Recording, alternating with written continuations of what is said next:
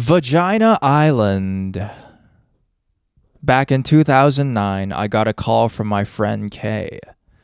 This was 2 years after we went on our separate ways for college. I was 20 years old at the time. He had began to tell me of this island that we had to go to. We had grown up together and spent our youth exploring the ins and outs of our small Midwestern town, so I was all for it. He had explained to me that him and some friends had found it when they were exploring in the river. He had told me all about it, and I was excited to share his find with another person. I was jealous that I wasn't there when it was first discovered, but I got over it and got pumped to see what he had unearthed. It's been a running joke that I don't know how to swim. Never did, probably never will, and the island lay in the middle of the river. Usually the waters weren't high, so he reassured me that all I had to do was wait between him and our other friend S, who'd be behind me in case I hit a sinkhole. Sucking up my nervousness of aquatic things, I agreed, and we popped off our shirts and sunk into the muddy waters. The island looked close from the banks, but took some time to get to. In the chest-high waters, as we floated with the current, we made jokes and spent our time bullshitting. None of us had a camera due to the fact that we didn't want to get our phones wet, and who really cared? He had already taken pictures from his last quest. Now it was just time to show us. Once we pulled our bodies up onto the land, we took a minute to breathe. Kay had taken his shoes off to keep them dry and left them with our t-shirts, but it wasn't a place to be without feet protection. Wild bushes and branches lay strewn about everywhere. The island looked fairly untouched. It was in the river next to a state park, but still deep enough down where people wouldn't bother it. We followed Kay's lead into this thistle, and after 4 or 5 minutes we found a clearing towards the center. In it lay what we were looking for. There was a giant cement ass of a lady sitting next to a lawn chair. This wasn't just some art project, it was well detailed. There was a marble stuffed into her to resemble a clit and was massive. We laughed and romped around, but I had a strange feeling on the island. It felt weird. My 2 other friends seemed a little creeped out, but generally blew it off. It stuck with me.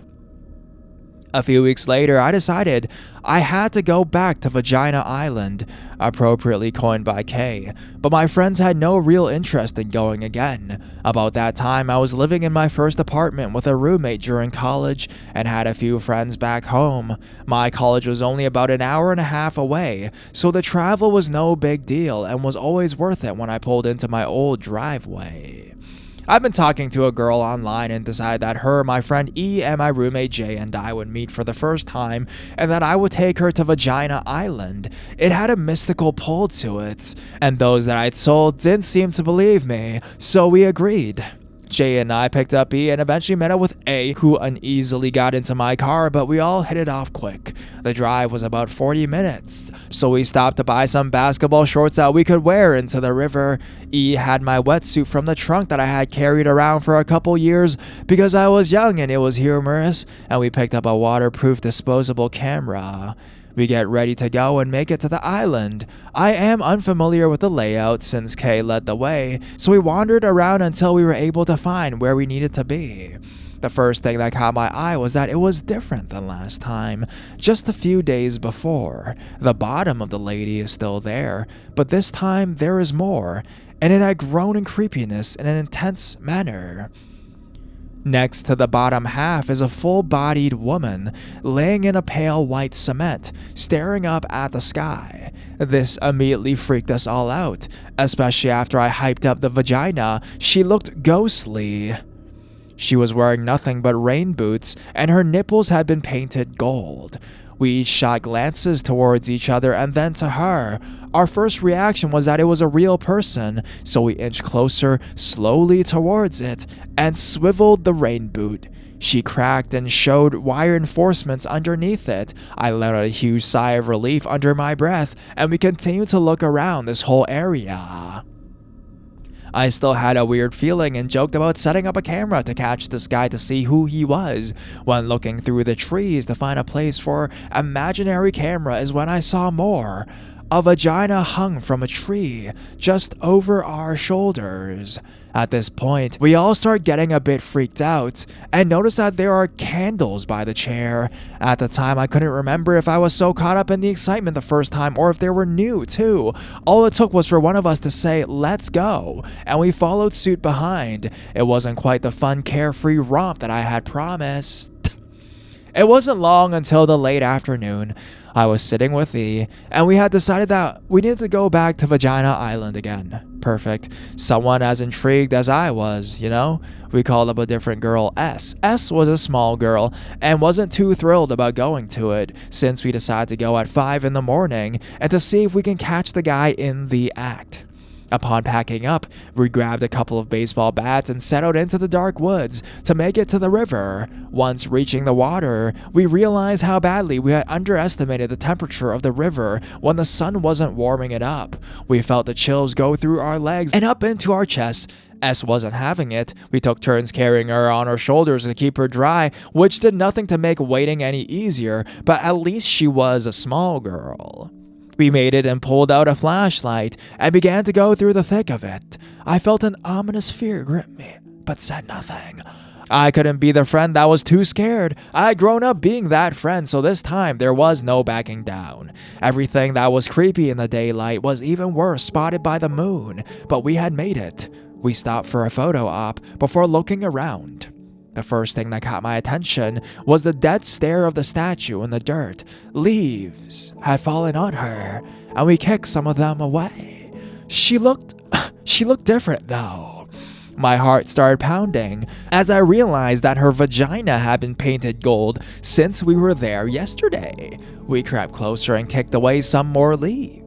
Once moving some, we noticed something that had been covered. There was a cement plaque next to her that read equestrian, which we made out to be equestrian. I inched away from the statue and tried to regain my cool composure. Had I smoked the way I do now, a pack may have already been gone.